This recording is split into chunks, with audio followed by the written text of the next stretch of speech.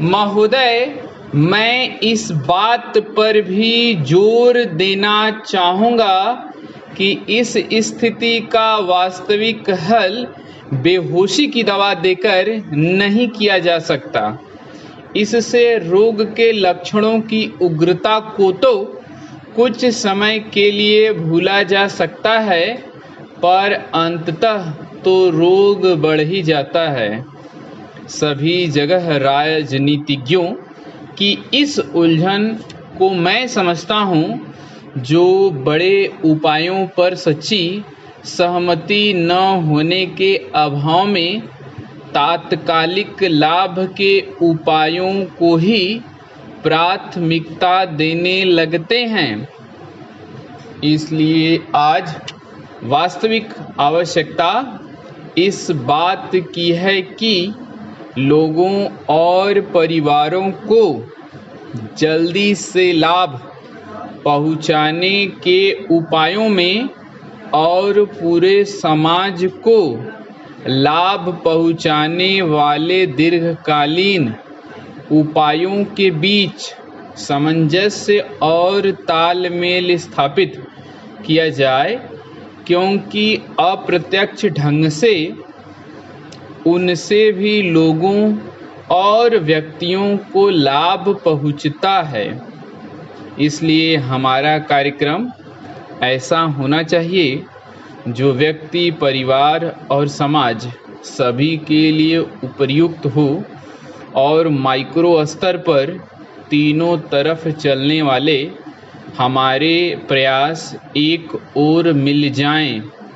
हमारी 8वीं योजना में इसी बात पर जोर दिया गया है।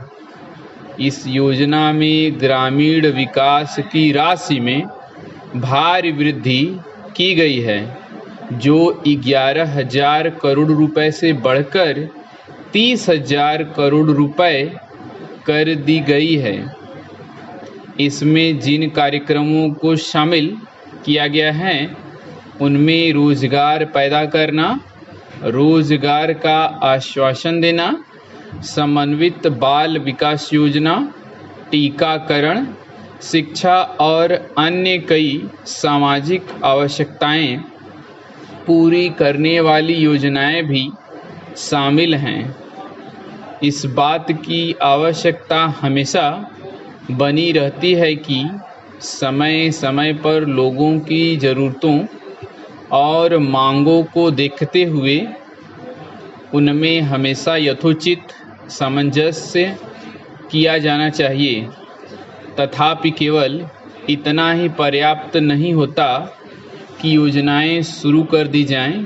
योजनाएं शुरू करने के साथ साथ यह भी ज़रूरी होता है कि लोगों को उन्हीं की भाषा में शिक्षित करने और समझाने के लिए एक व्यापक साधन और सतत अभियान चलाया जाए, ताकि उनके समझने और देखने के ढंग में जो छिद्र या गलतफहमी है उसे दूर किया जाए, क्योंकि प्रायः उसके कारण विभिन्न प्रकार के आंदोलन शुरू हो जाते हैं। इसलिए गाँव में उन्हें समझाने के माध्यम में परिवर्तन करना अत्यधिक महत्व का है। और मुझे इस बात का निश्चय नहीं कि इस दिशा में हमने जो कुछ किया है क्या वह हम कर चुके हैं। प्रगति और वृद्धि की दर से तेजी लाने के मार्ग पर चलने के लिए सामूहिक प्रयास की ज़रूरत होती है। यह ज़रूरी है कि सरकार प्रक्रिया संबंधी बाधाओं को दूर करे, ताकि ऐसा वांछित वातावरण बन सके, उद्यम करने की भावना बढ़ सके, उसका विकास हो सके और वह पनप सके। हमने यही करने की चेष्टा की है। अब यह काम उद्यमियों का है कि पूंजी निवेश करके उत्पादन बढ़ाकर तथा अधिक कुशलता लाकर ज़्यादा रोजगार पैदा करें और आय बढ़ाएं। आय बढ़ाने के साथ साथ मांग बढ़ेगी और इस तरह उत्तरोत्तर वृद्धि का चक्र शुरू हो जाता है।